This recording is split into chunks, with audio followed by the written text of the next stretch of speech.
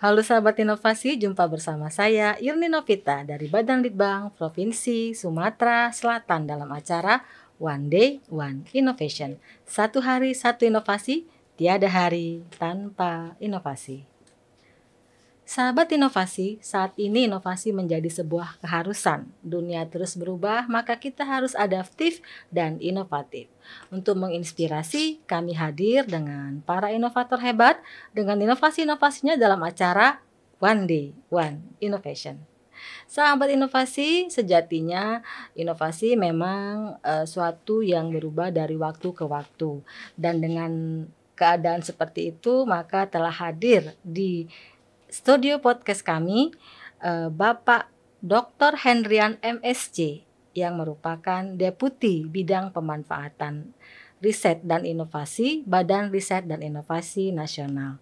Tentunya ini merupakan satu kebanggaan bagi kami Badan Litbang Provinsi dengan kehadiran Bapak Deputi. Langsung saja kita sapa Pak Deputi. Selamat datang Pak Hendrian. Selamat pagi. Selamat pagi. Senang bisa bergabung di podcastnya Ibu. Oke. Bagaimana kabarnya hari ini Pak? Alhamdulillah baik Ibu. Baik ya. Ini merupakan kunjungan yang pertama atau sudah sering ke Sumatera Selatan? Alhamdulillah akhirnya bisa bertemu dengan teman-teman di Balitbangda Provinsi Sumatera Selatan, termasuk juga dengan kolega saya Pak Sam. Oke. Kepala Kebun Raya Sriwijaya. Baik. Jadi tentunya kebanggaan dan kehormatan bagi kami Balitbangda Provinsi Sumatera Selatan menerima kehadiran Pak Hendrian. Gitu Sama-sama. Kami juga senang bisa ada di sini hari ini. Baik, terima kasih Pak. Berbicara mengenai inovasi nih Pak ya, tentunya BRIN sebagai lembaga pembina BRIDA gitu ya di daerah dalam 5 tahun ke depan sesuai dengan asta-cita dari Pak Prabowo gitu Pak ya, tentunya ada arah dan kebijakan bagaimana BRIN berperan untuk membina BRIDA di daerah. Bagaimana arah dan kebijakan BRIN secara nasional untuk membina instansi daerah Pak? Iya. Secara nasional sesuai dengan kebijakan dari Pak Presiden, ke depan ini kan kita diminta untuk fokus pada swasembada pangan, swasembada energi, juga ada air di situ. Baik. Tetapi kita juga harus lihat bagaimana daya saing dan karakteristik serta persoalan-persoalan real yang ada di daerah. Sehingga saya kira tantangannya di situ, bagaimana kita membuat satu rumusan, satu peta jalan sesuai dengan karakteristik dari daerah masing-masing. Nah, dalam hal ini kami di BRIN khususnya di Direktorat Riset dan Inovasi Daerah tentu akan menjadi mitra mendampingi Bapak Ibu semua pengelola BRIDA di seluruh Indonesia untuk bisa bersama-sama melihat baik persoalan maupun peluang-peluang yang ada di setiap daerah. Saya kira dengan dibentuknya BRIDA, maka ikhtiar untuk menjadikan satu pembangunan atau ekonomi yang kuat berbasis riset itu mudah-mudahan akan bisa kita garap bersama-sama. Jadi science-based policy, science-based economy, dan seterusnya itu mudah-mudahan bisa kita lebih fokuskan. Lebih fokus ya. Nah terkait Bapak bilang tadi bahwa memang fokusnya kepada pengembangan riset dan inovasi di Sumatera Selatan ini kan Pak, Badan Litbangnya kita mempunyai 2 UPTB, yaitu UPTB Kebun Raya Sriwijaya dan UPTB STP gitu ya Pak ya. Nah terkait dengan pengembangan kebun raya sendiri gitu Pak, bagaimana langkah atau upaya atau milestone-nya dari BRIN untuk membina kebun raya baru seperti Sumatera Selatan, bukan baru Pak, tetapi mungkin masih perlu pengembangan ke depannya. Bagaimana peran serta dari BRIN sebagai lembaga pembina juga sebagai instansi yang menaungi seluruh kebun raya di Indonesia. Terima kasih Bu, ini juga menjadi PR kami di Kedeputian Pemanfaatan Riset dan Inovasi. Jadi saat ini kami memang fokus untuk mengajak teman-teman seluruh pengelola kebun raya daerah untuk misalnya merujuk betul pada regulasi yang ada, yaitu Perpres 83 tahun 2023, serta juga kaidah-kaidah perkebunrayaan dan konservasi. Sehingga seluruh kebun raya yang sudah dibangun di berbagai daerah di Indonesia itu tidak sekedar menjadi satu kegiatan pembangunan fisik semata. Betul. Jadi kebun raya itu bukan soal fisiknya, tetapi mindset untuk betul-betul bisa mengimplementasikan prinsip-prinsip konservasi tumbuhan, juga kaidah-kaidah perkebunrayaan. Jadi mungkin ini akan membutuhkan waktu yang cukup panjang, karena ini tentang mindset. Betul. Jadi nggarap mindset itu mungkin agak sulit, butuh waktu, tetapi memang fundamennya di situ, gitu ya. Insya Allah kalau nanti kita semua sudah satu frekuensi, satu pemahaman tentang apa itu kebun raya, apa fungsinya, dan apa yang harus dilakukan, mudah-mudahan ke depan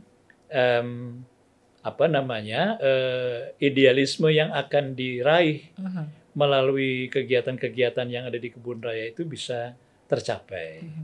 Sejauh ini Pak, kebun raya Sumatera Selatan ini ya, dalam kacamatanya BRIN sebagai pembina itu ya, berada di posisi mana dalam hal mungkin apakah masih dalam starter atau middle up atau sudah up, atau masih dalam pengembangan yang perlu lagi explore sampai ke tahap mana? Gitu, ini kalau ditanya levelnya agak sulit ini ya. Tetapi saya kira secara umum bisalah kita katakan teman-teman di kebun raya Sriwijaya ini sudah middle up.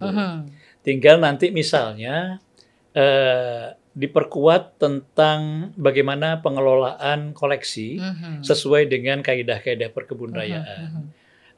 Tentang inspeksi untuk selalu memonitor bagaimana kondisi koleksi, bukan saja secara material, tetapi juga dari segi substansi ilmiahnya, identitasnya, kemudian bagaimana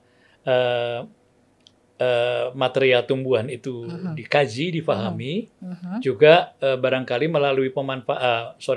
melalui kerjasama dengan para peneliti dari berbagai universitas, bisa mulai dilakukan penelitian-penelitian untuk pemanfaatannya. Jadi saya kira dari 5 fungsi yang diemban oleh kebun raya, memang secara umum kebun raya daerah, bukan hanya Sriwijaya, Bu, banyak juga di tempat-tempat yang lain. Ini penguatan awal itu memang ada di wisata dan edukasi, dan itu amat sangat bisa dipahami. Dan kemudian menjadi tugas kami untuk bagaimana setelah pelaksanaan fungsi edukasi dan wisata ini kuat, perlahan-lahan mulai kita geser ke arah konservasi juga. Bukan digeser sebetulnya, tetapi diseimbangkan, kira-kira begitu ya. Sehingga selain kuat di sisi edukasi dan wisata, juga bisa terlibat lebih dalam di dalam ikhtiar-ikhtiar untuk melakukan konservasi tumbuhan secara ex situ di Indonesia. Gitu ya, Pak ya. Baik, kalau kita berkaca mungkin dengan Kebun Raya Bogor, tentunya lebih advance gitu Pak ya, dan juga mungkin untuk lahannya berbeda karena di KRS ini kan lahannya lahan basah dan lebih mengacu kepada gambut gitu Pak ya. Kadang-kadang sesuai dengan musim juga gitu Pak. Kadang musim kemarau sering juga kebakaran gitu Pak. Nah, bagaimana upaya-upaya yang dilaksanakan atau BRIN sebagai pembina supaya lahan gambut ini tidak terbakar gitu. Setiap kebakaran hutan pasti kita harus kasih effort yang kuat ini untuk supaya mengamankan wilayah di KRS gitu Pak. Saya kira ini mungkin dari satu hal bisa dilihat sebagai sebuah problematika bagi kebun raya Sriwijaya. Tapi bisa juga kita lihat dari sisi yang agak positif, Bu. Jadi karakter yang seperti ini tentu menjadi satu laboratorium hidup begitu ya. Betul. Bagi para peneliti untuk melakukan kajian-kajian terkait dengan ekologi di area gambut dan seterusnya. Jadi dalam beberapa kesempatan Pak Sam juga menginformasikan ke saya karakter kebun raya Sriwijaya ini agak unik. Jadi pada saat musim penghujan dia banjir. Pada saat kering dia mudah sekali terbakar. Betul. Nah, saya sampaikan ke Pak Sam, ya mungkin karakter alamiah seperti ini kita manfaatkan saja sebagai sebuah laboratorium hidup untuk para peneliti bekerja sama tentu dari berbagai universitas melakukan kajian-kajian, penelitian-penelitian di area tersebut, begitu. Dan dari segi pengelolaan kebun rayanya sendiri, tentu saja mungkin area-area yang berisiko tadi tidak dijadikan sebagai area koleksi. Untuk area pengkoleksian mungkin bisa kita gunakan tempat-tempat lain yang relatif tidak terkena efek banjir dan kebakaran itu tadi. Gitu Pak ya. Untuk 5 tahun ke depan ini Pak, pengembangan kebun raya Sriwijaya sendiri, menurut Bapak dan tim gitu ya, harusnya diarahkan kemana atau fokusnya kemana? Ya. Nah ini pertanyaan bagus Bu, karena banyak teman-teman, Bapak Ibu para pengelola kebun raya daerah di berbagai tempat di Indonesia, itu selalu menjadikan dirinya replika dari kebun raya Bogor. Gitu. Ya. Karena dilihat Bogor kok bagus begitu. Sehingga semua ditiru, gitu ya, dari mulai Taman Meksikonya, model kursinya, bahkan arsitektur bangunannya dan seterusnya. Padahal setiap itu punya kekhasan sendiri, Pak ya. Saya kira justru kebun raya daerah harus tampil dengan kekuatan karakternya masing-masing. Jadi kalau misalnya di Sriwijaya kita balik ke tempat tadi ya, ada satu area tertentu yang sering terkena banjir atau juga sering terkena kebakaran gitu ya. Ya itu jadikan saja sebagai satu laboratorium hidup ya. Yang saya kira berbagai penelitian bisa dilakukan di situ dari berbagai aspek begitu ya. Tetapi hal yang lain untuk pengkoleksian misalnya itu tetap berjalan dan tidak dilakukan di area yang berisiko tadi. Kemudian kalau Ibu katakan arahnya kemana khusus untuk Sriwijaya, saya kira banyak yang bisa dilakukan untuk menyelamatkan flora Sumatera, Bu. Sehingga untuk katakanlah Sumatera bagian selatan begitu ya, tentu secara floristik memiliki karakteristik tersendiri. Ada taksa-taksa yang cukup menarik dari sisi konservasi sehingga perlu dikoleksi di kebun raya Sriwijaya dan dikonservasi dengan baik. Nah, semakin banyak koleksi yang bernilai konservasi tinggi di sebuah kebun raya, itu dari sisi fungsi konservasi akan sangat kuat kebun raya tersebut. Jadi bukan hanya misalnya kebun raya X memiliki 1.000 koleksi tanaman gitu ya, atau 20.000. Nah, kita tidak bicara 1.000 atau 20.000-nya. Tetapi 1.000 itu isinya apa saja. Gitu ya.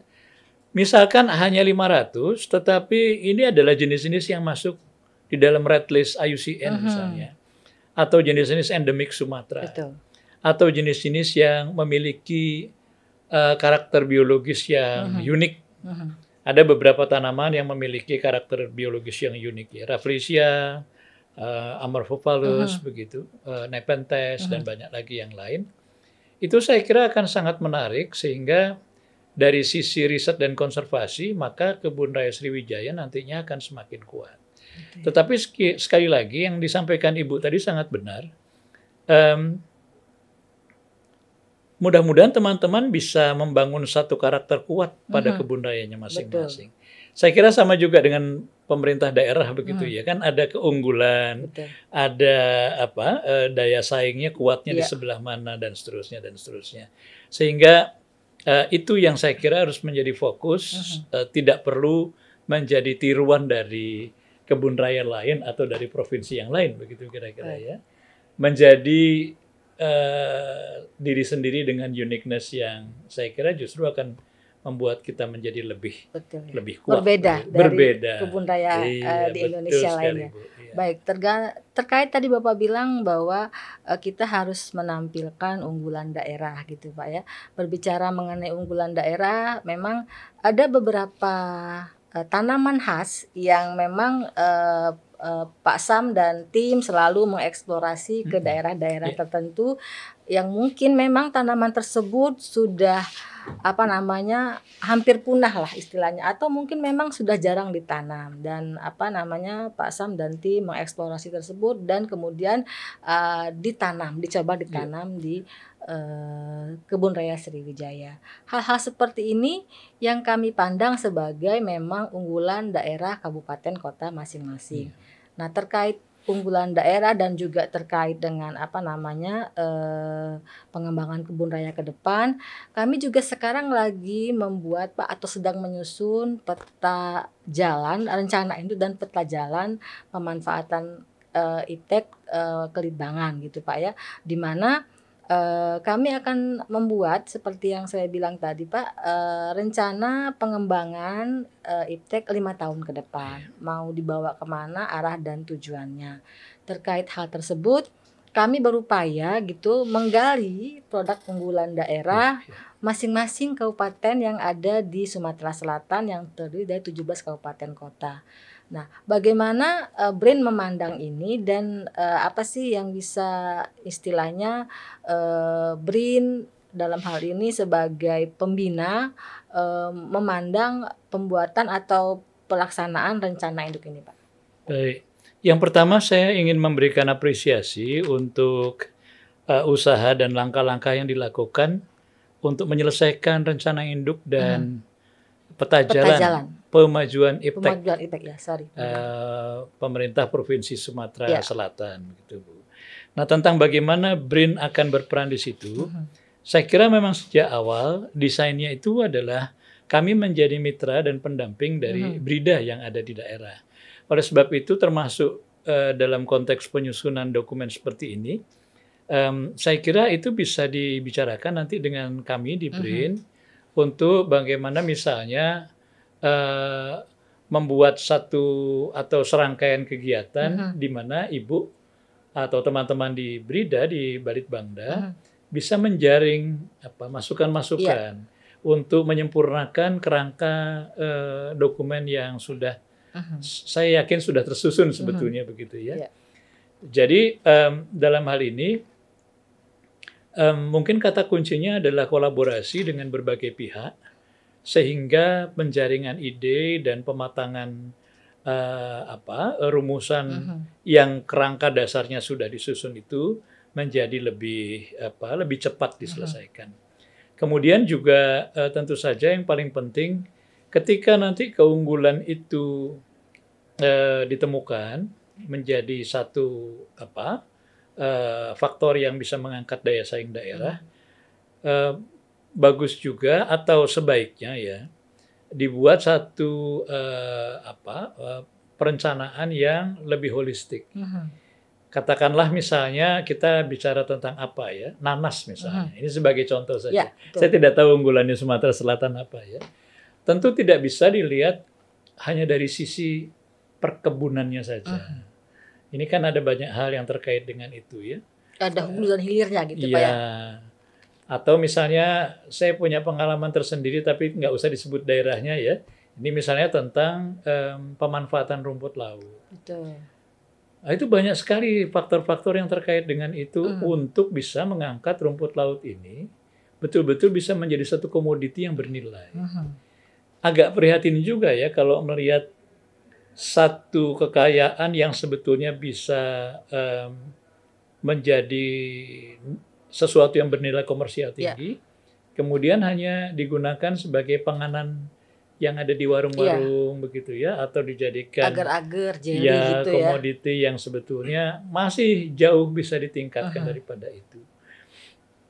Nah, ini bukan tentang budidayanya saja, tetapi juga ada tentang tata niaga, kesinambungan hulu hilir yang betul-betul bisa dijaga, pelibatan masyarakat, jangan lupa bagaimana supaya masyarakat ini bisa bersama-sama industri, berjalan bersama, semuanya diuntungkan. Kita tidak dalam niatan untuk mengurangi keuntungan ini dan itu, tidak, Bu, ya, tetapi semuanya mendapatkan everybody's happy lah, gitu ya, termasuk masyarakat. Dan kadang-kadang misalnya untuk kasus yang tadi saya sebutkan yang rumput laut itu, selain tentang tata niaga, ada juga problem misalnya tentang zonasi, pengaturan kawasan yang sudah lama digunakan oleh masyarakat untuk menanam atau berbudidaya rumput laut itu ternyata kawasan konservasi atau ternyata sudah menjadi milik swasta dan lain sebagainya. Ini kan juga harus diatur ya. Jadi bukan sekedar memikirkan bagaimana menanam rumput laut dan mengkomersialkannya. Karena mengkomersialkannya itu juga panjang ceritanya itu, Bu, ya. Tentu misalnya keterlibatan kawan-kawan dari industri sangat dibutuhkan. Tapi juga jangan lupa masyarakat menurut saya juga sebaiknya dilibatkan di situ. Sehingga semua tergerakkan ya, masyarakatnya, pemerintah daerahnya, industrinya, dan seterusnya. Jadi selain kolaborasi, mungkin pendekatan yang holistik yang harus dilakukan supaya tidak ada bagian yang tertinggal, kira-kira begitu. Pemetaan siapa melakukan apa gitu, Pak, ya. Baik. Nah, terkait dengan rencana induk tadi kan untuk 5 tahun ke depan, tentunya Kebun Raya juga bisa membuat seperti itu ya, Pak, atau integrasi ke rencana induk tadi, sehingga dalam 5 tahun ke depan Kebun Raya bisa inline ya di dalam rencana induk itu. Iya, betul. Tidak membuat satu rencana yang terpisah, kira-kira betul. Jadi mungkin 5 tahun ke depan itu sudah ada rencana untuk akhir tahun kelima Kebun Raya Sriwijaya go internasional. Mungkin seperti itu harapannya, Pak, ya. Amin. Nah, terkait tadi rencana induk, kemudian Kebun Raya gitu ya, dan kemudian secara litbang lembaga penelitian yang ada di daerah gitu, Pak, ya. Tentunya diperlukan koordinasi dan juga bimbingan lah dari BRIN gitu, Pak. Dalam hal ini bagaimana BRIN memandang dari daerah ini sebagai partner lah dalam hal ini mungkin lembaga pembina. Gitu, Pak. Kalau pertanyaannya bagaimana pandangan BRIN, ya tentu saja sekali lagi BRIDA adalah partner strategis kami di daerah, Bu. Sehingga pembicaraan-pembicaraan, diskusi, perumusan, pematangan perumusan dan lain sebagainya akan melibatkan BRIDA termasuk dalam soal kebun raya tadi. Betul. Dan kalau ditanya tentang bagaimana pengelolaan ini bisa ideal, mungkin saya juga ingin menyampaikan ancaman terbesar itu sebetulnya pada sustainability. Bagaimana supaya komitmen yang sudah kita pegang kuat hari ini itu tidak hanya selesai 1 tahun, 2 tahun, 3 tahun, tetapi dari generasi ke generasi komitmen itu tetap ada. Nah, ini membutuhkan satu upaya tersendiri karena jangan sampai beda orang terus komitmennya beda.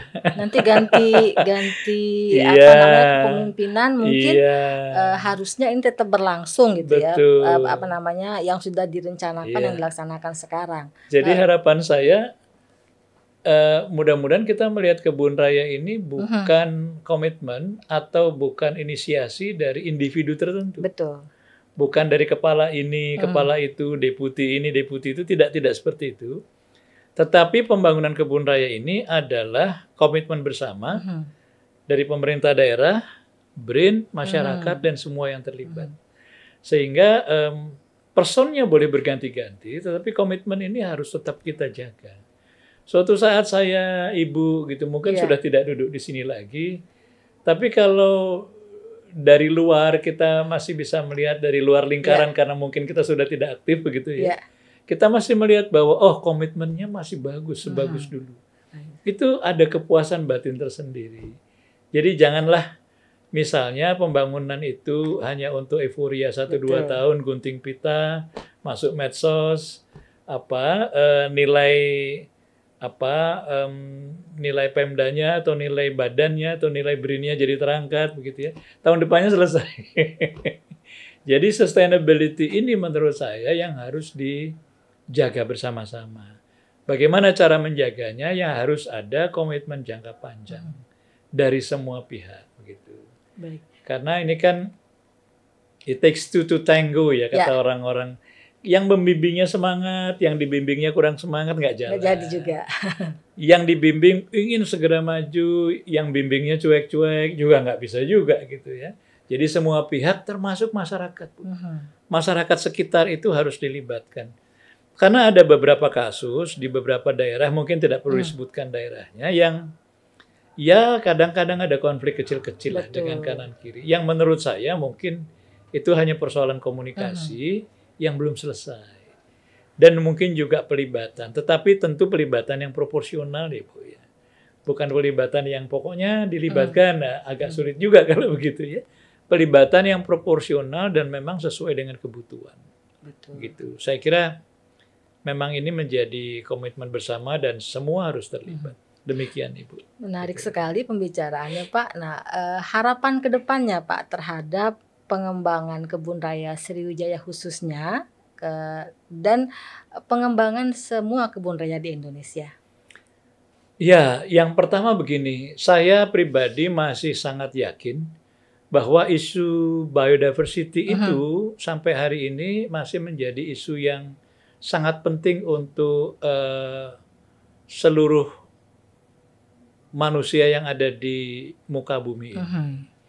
Jadi oleh karena itu semua langkah-langkah yang dilakukan untuk menyelamatkan biodiversity, memahami lebih dalam potensi-potensi biodiversity, dan kemudian memanfaatkannya untuk kemaslahatan orang banyak, itu menjadi amat sangat penting.